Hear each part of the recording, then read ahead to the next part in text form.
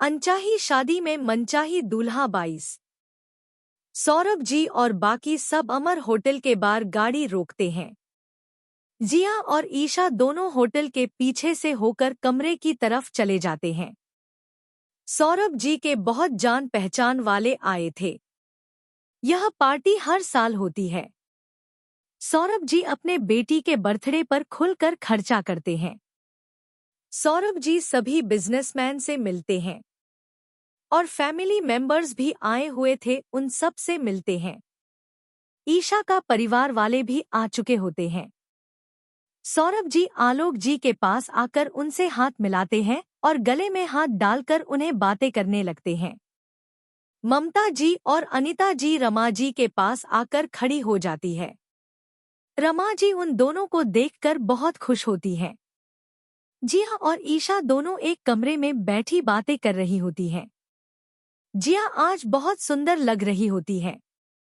जिया और ईशा की कुछ फ्रेंड पार्टी में इनवाइट थी। वो सब रूम ही आ जाती है। सब मिलकर बातें में लगे होते हैं। आलोक जी और सौरभ जी बातें कर रहे होते हैं।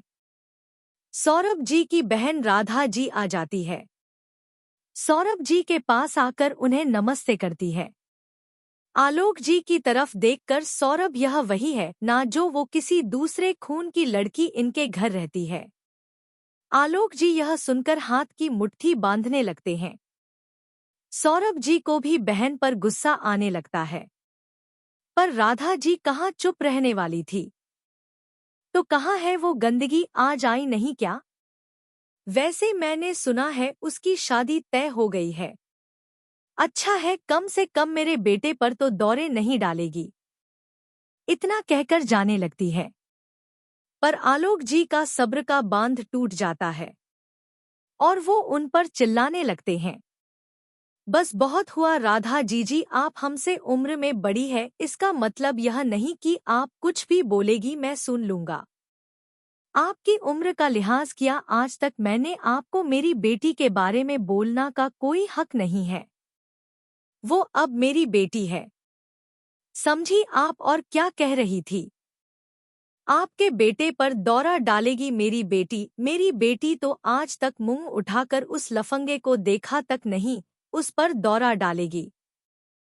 सौरभ जी आगे आकर आलोक जी के कंधे पर हाथ रखकर ना मैं सर हिला देते हैं। रमा जी भी ममता जी की तरफ आ जाती है।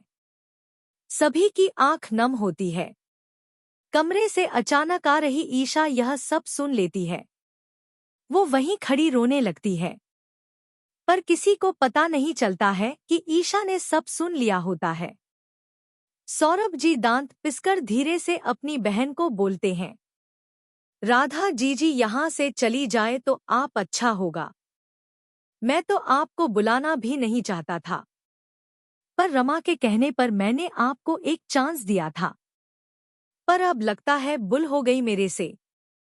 सौरभ जी आलोक जी को पकड़कर सोफे पर बैठाते हैं। आलोक जी के पीछे ममता जी भी उनके पास आकर खड़ी हो जाती है।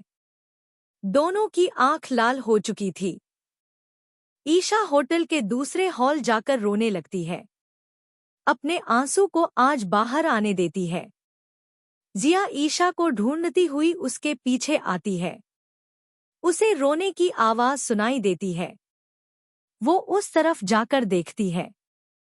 ईशा दिवाली के सहारे नीचे बैठी रो रही होती है। ईशा को ऐसा देखकर जिया को भी रोना आने लगता है। जिया भागकर उसके पास आती है और गले लगा लेती है। ईशा उसके कंधे पर मुंह रखकर रोने लगती है। जिया मुझे एक बात बता, मैं सच में गंदगी हूँ क्या? ईशा रोती हुई हकलाते हुए बोलती है। सौरभ जी आलोक जी के पैरों के पास बैठकर हाथ जोड़कर, आलोक मुझे माफ कर दे, मैं राधा जी की तरफ से माफी मांगता हूँ। आलोक जी उनका हाथ पकड़ लेते हैं। ना मैं सर हिला देते हैं। अभिलाष जी आलोक जी को पानी लाकर देते हैं और उन्हें टेंशन नहीं करने को बोलते हैं। जिया बताना मैं गंदगी हूँ क्या? ईशा बार बार जिया से यही पूछ रही थी। जिया उसके आंसू पोंछती है, फिर कुछ बोलने जाती है कि दरवाजे पर नजर पड़ती है। अगले भाग में कैसा लगा आज का भाग जरूर बताएं और समीक्षा जरूर दें। धन्यवाद।